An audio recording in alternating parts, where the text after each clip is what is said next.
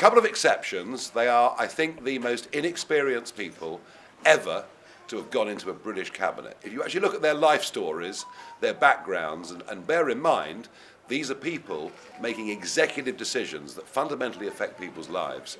I think they're going to find it very, very hard. And I say that because the country faces some really fundamental problems. I suspect this government could be in trouble pretty quickly. Well, the fact that for every Reform MP there are 800,000 voters, and for every Labour MP there are 30,000 voters, suggests something is very badly, fundamentally wrong. You know, a Labour Party that gets a third of the national vote and 2/3 of a seat. I mean, it's an absolute joke. And I think these results will reinforce in people's minds the need for reform. When we had a referendum on changing the voting system, it was to a preferential system that, frankly, I'm not sure I understood, let alone most of the voters. We've never had a vote in this country on whether we want proportionality in our system.